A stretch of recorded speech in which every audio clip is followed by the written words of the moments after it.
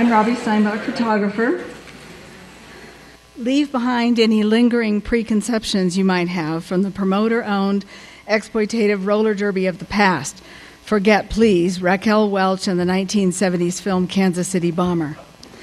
This is serious sport, women-initiated and owned athletics featuring smart, athletic, powerful skating and determined toughness.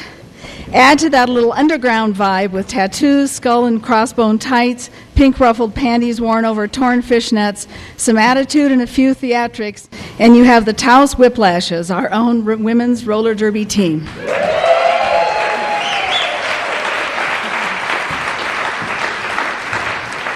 So on the stage we have Crudella to Kill, Conan the Librarian, Polly Murder Spree,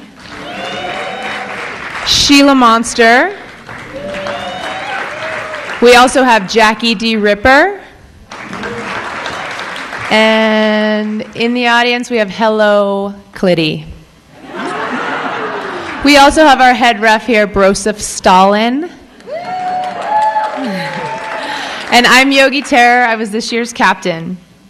The Taos team was formed about 3 years ago, started by women who were intrigued by watching bouts in bigger cities. The roster of the team has changed, members have moved away, new members have joined. But generally there's about 12 or 15 women active at any one time. Roller derby is a complex sport requiring intelligence and perseverance.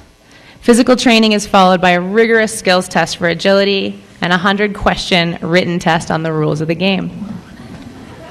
Some of the women have skated regularly throughout their lives. One Whiplash competed professionally in ice skating as a child. Another said she spent so much time on roller skates as a teenager that her friends and family didn't know her actual height. So what's the attraction? It's an aggressive sport, and there is the occasional cracked rib or broken leg, but the women love it. According to members of the team, women's derby challenges traditional notions of acceptable female behavior, not only in the male-dominated world of sports, but also in our overall society. Hello Clitty had this to say. It's a good girl, bad girl, all in one. In our society, being a bad girl can simply mean having the freedom to do whatever you want to do. Nobody having the right to tell you that you can't. Also, the game is special. It's just for women. It's very challenging, and there's a lot of strategy involved. I see it as not only a vital professional game, but also an art and even a spiritual practice. C. Jane Kill asserts, I love the full contact sport aspect of it. In the first few months of practice, we were all saying, sorry, did I hurt you whenever anybody went down? Our captain urged us not to look back, just a quick look to see if she's getting up. Okay, good, keep going. It's fun to exert your physical force with everything you have. You never get to do that. As a girl, I was taught to be passive, and when I was in junior high school in Texas and the only girl in the soccer team, I was sexually harassed.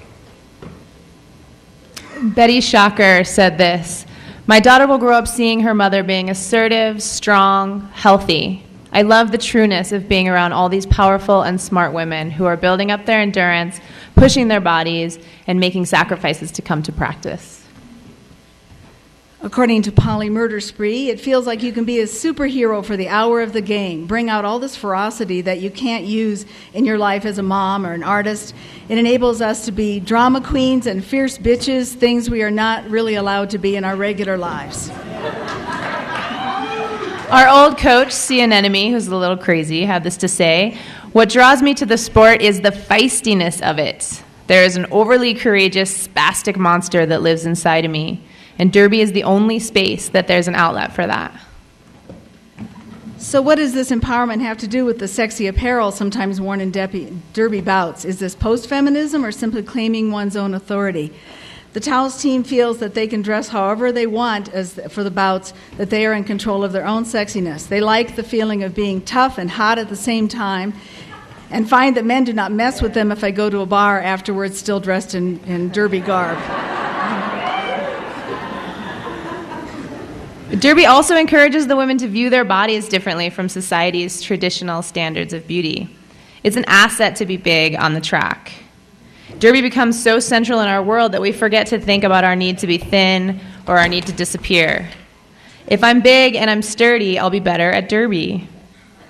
The members of our team look at other women differently. We'll see someone at the gym who looks strong and wonder, do you think we could get her on skates? We need that ass on our team. The community of women is a strong draw, resilient, intelligent, confident, and fearless. A group with diverse interests and professions. They are women who might not have known each other without Derby. They don't always agree, but all love the sports that they pull together and learn to build consensus.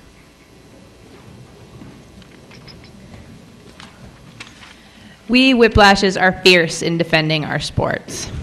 Derby is fun and serious. You can't be a lazy athlete. Men's sports like football and hockey are full contact sports. But some men have tried to play roller derby in big cities, but no one really wants to watch them play, so no one really comes. And it's a nice reversal in the world of sports. Roller derby? Roller derby is a women's sport. It's the way we use our body. Our center of gravity is lower, so we use lower body rather than upper. If men play derby, they end up sort of throwing their upper bodies around, diving at each other, flying off the track. I say, let men do sports where they have a ball or a stick in their hand. Stick to hockey, guys. We're going to play that too. So please come to Wilder Nightingale Fine Art on Saturday, November 17th from 5 to 7 for the opening of the photo exhibit featuring all the Taos whiplashes.